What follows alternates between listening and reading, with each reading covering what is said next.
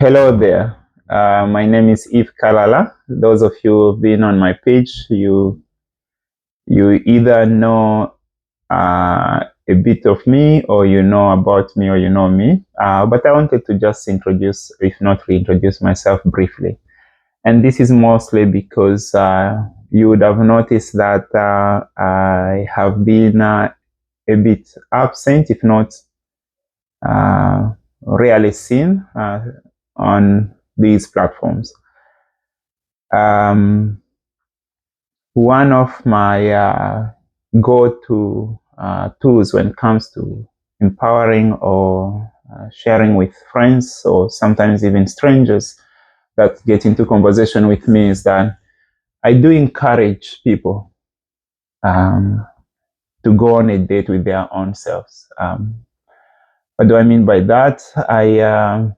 I've come to notice that uh, people who are interested to want to pursue relationships, they become so invested in wanting to know the other person, wanting to date that other person, but they have not taken enough time to date their own self to know who they are. In the same process, I've also noticed people who are pursuing careers, they become so invested to want to know about a company or a business, but they have not really interviewed their own self before going for an interview. So this is one of my go-to.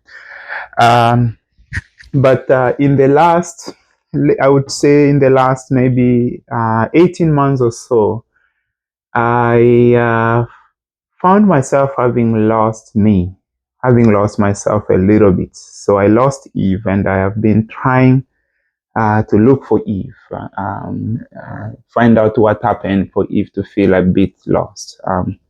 This is a long, long subject that is going to require pages and good conversation, coffee talks, and the like. But what do I want to share right now for now is that uh, you've heard me talk about my book, Good Grief, Exploring Grief and Healing.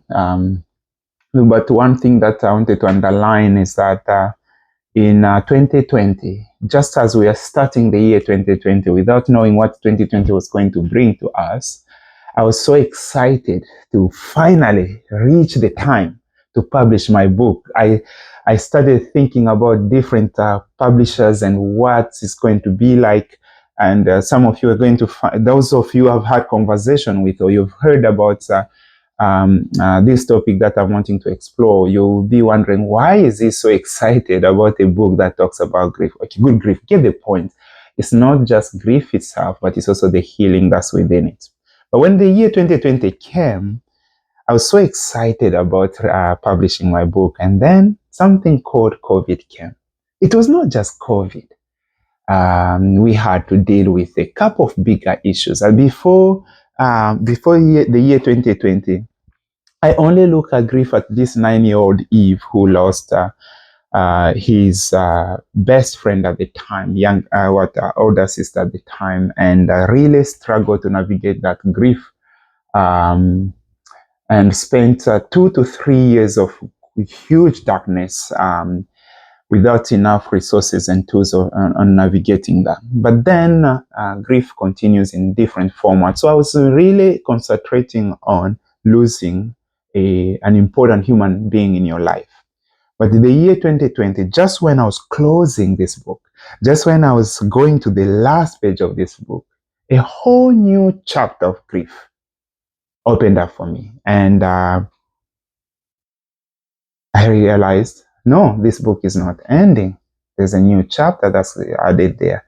I had a choice. I had a choice to say, no, I'm going to publish this first part of this, and then we'll explore this and other grief.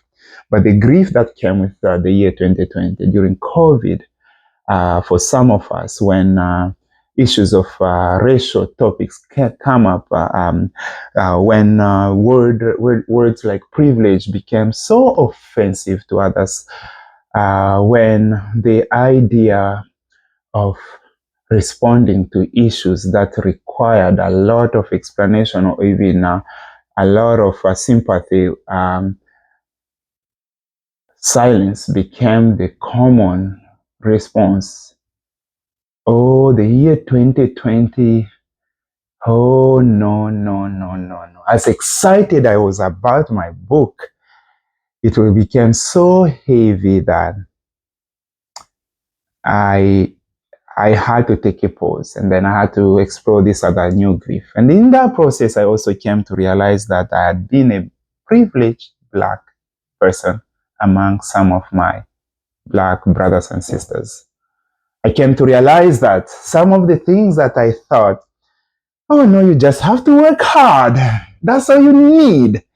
And things will be better. But I did enjoy some privileges that I did not intentionally own.